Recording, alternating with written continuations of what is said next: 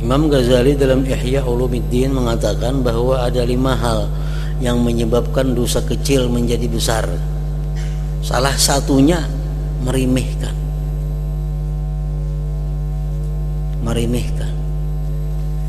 Dosa itu sebenarnya dosa kecil, tapi karena diremehkan menjadi dosa besar.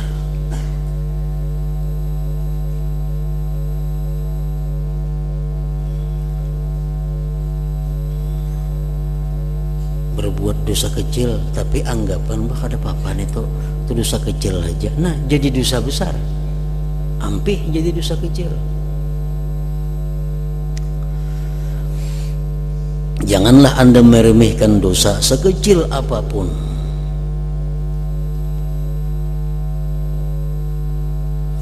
Lalu menganggap diri sebagai seorang yang bertobat, padahal sebenarnya Anda terus-menerus berbuat dosa.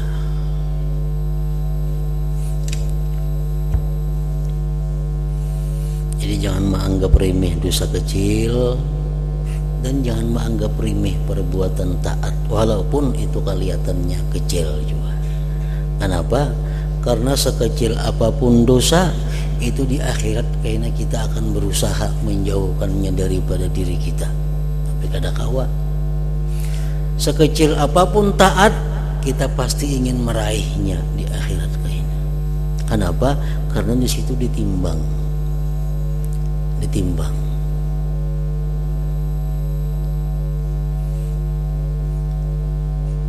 Nah, kayak malam tadi kita dijelaskan bahwa membaca satu ayat, satu huruf dari Al-Quran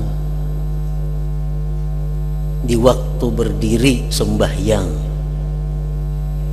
itu akan diberi pahala 100 lipat ganda.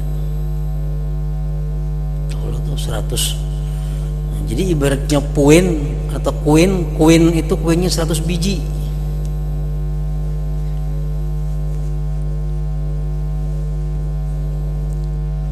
Nah, kalau kita memahami apa yang kita baca dari Al-Quran itu, maka satu hurufnya kada 100 lagi, jadi 700.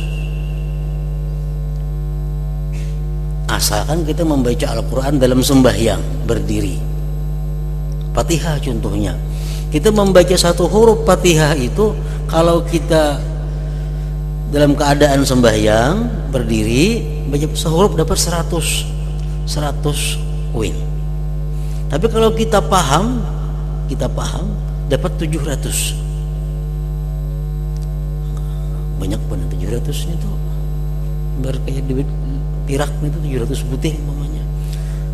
Nah, ini sangat diperlukan bagi kita di akhirat. Jadi jangan dianggap enteng. Misal kita anggap enteng membaca Quran biasa aja. Jangan, baik kita bagi sedikit, tapi kita kalau memahami. Kenapa? Gandanya luar biasa. Coba 100. Kalau kita paham, tahu artinya, maknanya, nilainya jadi 700. Nah, gunanya itu untuk di akhirat karena kita memerlukan koin-koin taat ini sebanyak mungkin untuk meimbangi dosa-dosa yang kita lakukan dalam dunia. Kan ditimbang amal dosa ini buat sini, amal dosa kita buat sini, amal dosa kita buat sebelah kiri, dosa kita ini buat sebelah kiri, akhirnya hibak lawan dosa. Amal baik kita mana? Nah, dikumpulkan juga. Anda ke sebelah kanan, Anda ke sebelah kanan, amal baik kita ditimbang kayaknya mana beratnya. Nah, jadi sekecil apapun amal kebaikan itu, kalau nang baik ini menang, kita ke surga. Kalau amal jahat ini menang walaupun sedikit, menangnya ke neraka. Kalau sama, itu menunggu pertimbangan Allah. Nah, jadi jangan dianggap remeh. Dosa itu sekecil apapun itu akan memberati timbangan sebelah kiri. Dan jangan anggap kecil taat sekecil apapun, karena itu berguna untuk memberati timbangan amal nang di sebelah kanan. Apa susahnya? Apa ngalihnya kalau kita hakun mencari ibadah yang berlipat ganda itu.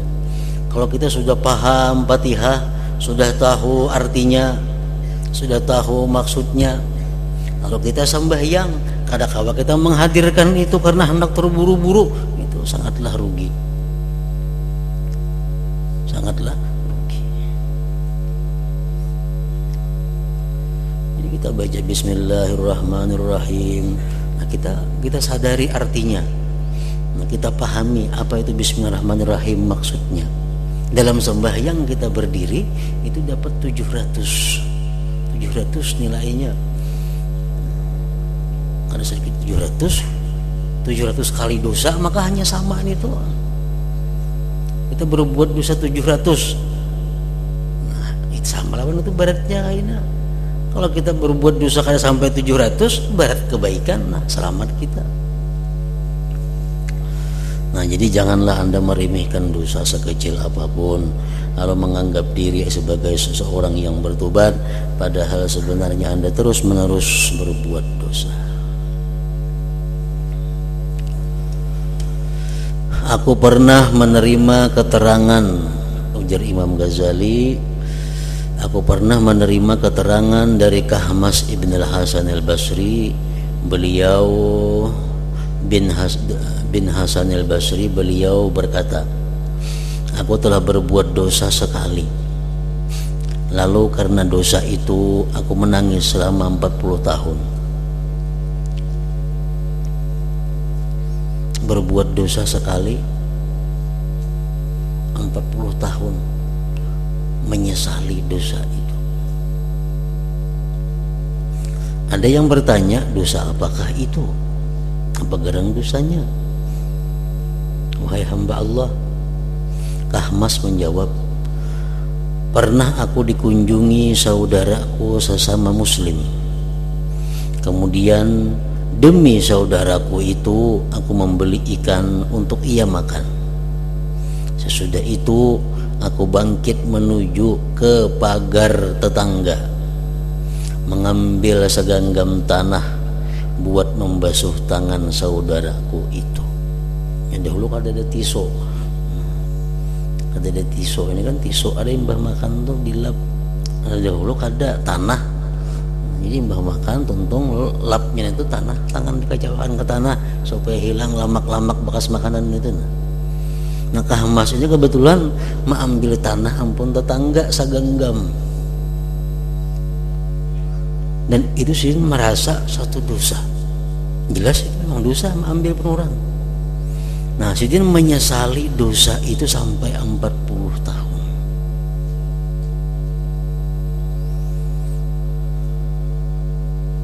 Nah, karena itu telitilah diri Anda dan segeralah bertobat. Sebab ajal, batas hidup atau umur itu tertutup dan dirahasiakan. Rahasiakan dengan tahunya umur itu jam berapa kita mau habis umur. Sedangkan dunia ini menipu. Nafsu dan syaitan senantiasa menjadi lawan. Merendah dirilah kepada Allah. Ingatlah keadaanmu yang kita Adam alaihissalam, yang diciptakan oleh Allah dengan tangan kekuasaannya, dan Allah meniupkan roh dalam jasad beliau, lalu Allah membawa beliau ke surga, dipikul oleh para malaikat di atas leher-leher mereka. Beliau Nabi Adam tidak berdosa kecuali hanya sekali, tetapi beliau terpaksa mengalami pengusiran dari surga dan diperintahkan bertempat di bumi. Sampai diriwayatkan bahwa Allah berfirman kepada beliau, hai Adam, tetangga yang bagaimanakah aku ini bagimu? Orang yang hidup di surga itu disebut jiranullah, jiran Allah. Orang yang bertempat di surga disebut tetangga Allah. Lalu ya Tuhan, wahai Adam, tetangga yang bagaimanakah aku ini bagimu? Adam menjawab, sebaik tetangga wahai Tuhan. Sebaik-baik tetangga wahai Tuhan adalah Engkau. Allah berfirman, hai Adam, keluarlah engkau dari menjadi tetanggaku. Tidak boleh menjadi tetanggaku orang yang durhaka kepadaku.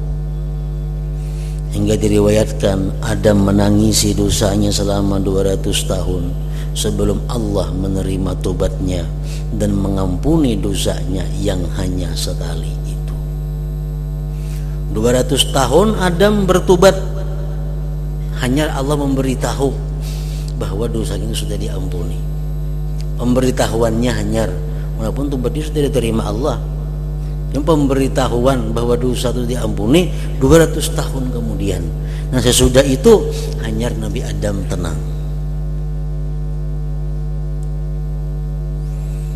Nah kalau orang-orang dahulu diberitahu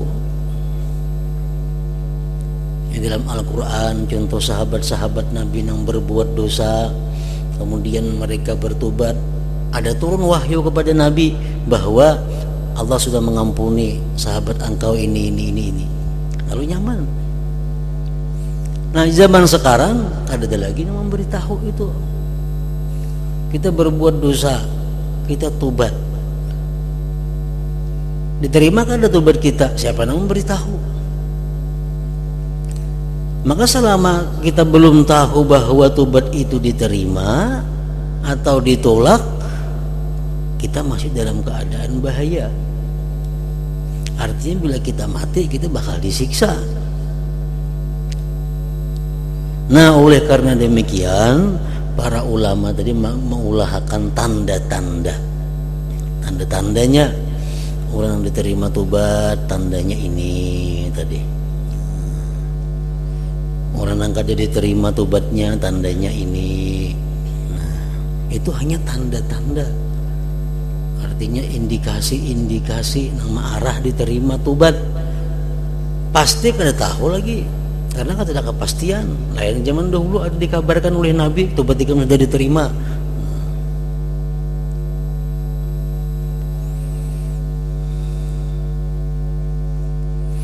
Ya Nabi Adam sudah diberitahu.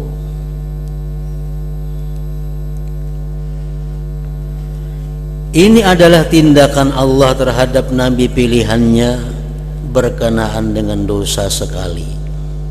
Lalu bagaimana tindakan Allah terhadap tingkah laku orang lain dalam dosa-dosa yang tak terhitung banyaknya. Tangis Nabi Adam ini adalah merendahnya orang yang bertobat kepada Allah.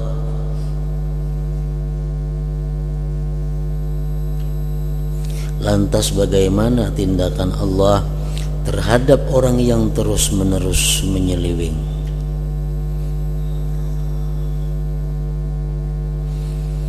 Alangkah bagus ucapan seorang penyair, yakhafu ala nafsihi may yatubu fakaifa tara hala man la yatubu. Artinya orang yang bertobat selalu takut mengkhawatirkan dirinya. Orang itu sudah tobat tetap ingin takut, tetap punya khawatir tobatnya diterima kah, kadakah diterima kadakah.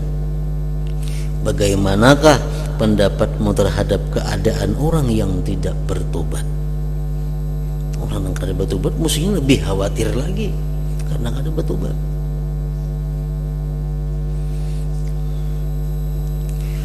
Jika Anda bertobat lalu merusak tobat Anda dan kembali kepada dosa lagi, maka segeralah kembali kepada tobat. Malam ini kita sudah tobat tadi bahwa aku berhenti melakukan dosa yang aku perbuat siang tadi, menyesal dan bulat hati isuk kada akan mengulang lagi dosa itu. Ternyata isuk tak ulang pulang, berarti merusak tobat ngarannya. Nah kalau kita merusak tobat, segeralah kembali kepada tobat. Bertobat pulanglah kasih. Sambil berkata kepada diri sendiri, boleh jadi aku mati sebelum kembali melakukan dosa sekali ini. Jam segera tobat, karena barangkali ini mbah tobat ini bisa mati. Jadi jangan sampai ada anggapan di hati kita, aku ini sia-sia tobat karena isuk kayaknya tagawi dosa. Jangan sampai itu. Kenapa? Karena kita kada ada jaminan isuk bakal hidup. Kada ada kepastian isuk pasti memperbuat dosa, itu kada ada kepastiannya. Jadi bila kita melakukan dosa, segeralah tobat. Ada hadis yang mengatakan bahwa seorang hamba itu melakukan dosa, maka para malaikat ini memberi tempo. Ada yang mengatakan riwayat 1 jam. 1 jam masih diberi tempo. Kalau sudah lewat 1 jam, hanya ditulis sebagai satu dosa. Ada riwayat lain mengatakan 6 jam. Nah, kita berbuat dosa jam 1, kayaknya jam 6 hanya dicatat sebagai dosa. Nah, jadi kalau kita kada ada tobat dalam saat-saat itu hanya dicatat. Nah, kalau nya tobat kan jadi dicatat.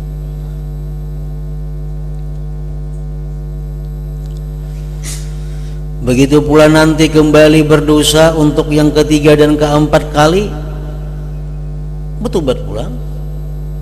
Sebagaimana Anda membuat dosa dan kembali berdosa sebagai pekerjaan tertentu, maka jadikanlah juga tobat dan kembali bertobat sebagai pekerjaan tertentu.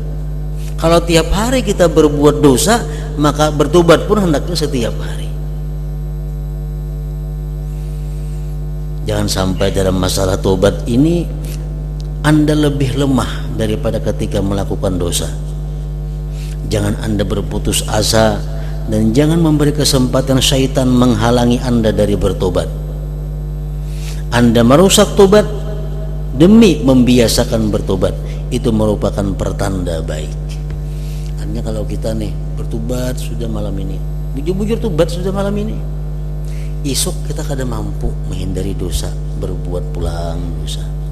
Karena malamnya tobat pulang, esok kada mampu pulang, tak buat pulang dosa. Tobat pulang kayak itu aja gawian. Ini pertanda baik. Tidakkah Anda pernah mendengar sabda Nabi sallallahu alaihi wasallam, khiyarukum kullu mutafattinin tawwab. Khiyarukum kullu mutafattinin tawwab. Artinya yang paling baik di antara kalian adalah orang yang selalu terkena fitnah.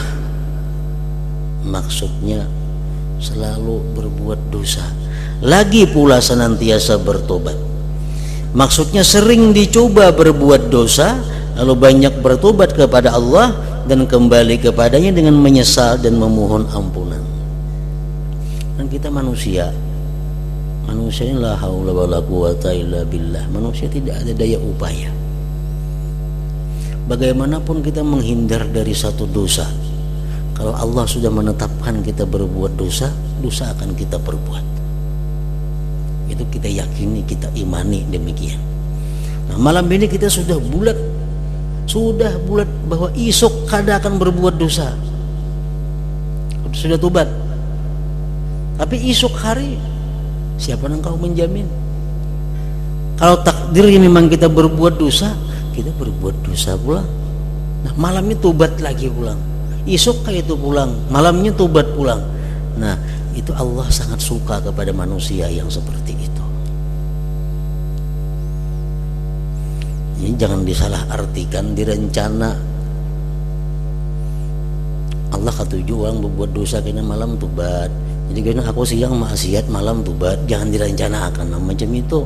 Ini orang yang sudah berusaha menghindarkan dosa, tapi jangan ada kawat hindar. Nah, ini maksudnya. Jangan dia katakan bahwa kalau siang kita berbuat dosa, silahkan aja kita malam kita tobat. Esok kan membuat dosa pulang, malam Allah katuju macam itu. Nah, itu salah pahamnya, hati-hati. Bila salah paham itu kena menyuruh orang berbuat dosa di siang hari, malamnya kena tobat, esok berbuat dosa pulang. Nang dimaksudkan sini mutafattinin, orang nang terfitnah. Artinya inya kada kau menghindar lagi. Padahal kada ada perencanaan untuk berbuat dosa di siang hari. Sedikit pun kada ada rencana berbuat dosa, tapi tak berbuat dosa. Nah, itu maksudnya. Ingatlah firman Allah Ta'ala, wa may ya'mal su'an aw yadhlim nafsah thumma yastaghfirillah yajidillah ghafurar rahima. Artinya barang siapa berbuat jelek atau menganiaya diri sendiri kemudian memohon ampun kepada Allah, maka ia bakal menemukan Allah sebagai zat yang agung ampunannya, lagi maha pengasih kepada hambanya. Jadi wa may ya'mal su'an, barang siapa berbuat kejahatan atau menganiaya diri sendiri, menzalim diri sendiri. Orang yang berbuat dosa itu orang yang menzalim dirinya sendiri, orang yang bakal menganiaya dirinya sendiri. Tsumma yastaghfirillah, kemudian dia minta ampun kepada Allah, yajidillaha ghafurar rahima, maka ia bakal menemukan Allah sebagai zat yang agung ampunannya, lagi maha pengasih kepada hambanya. Wabillahi taufiq.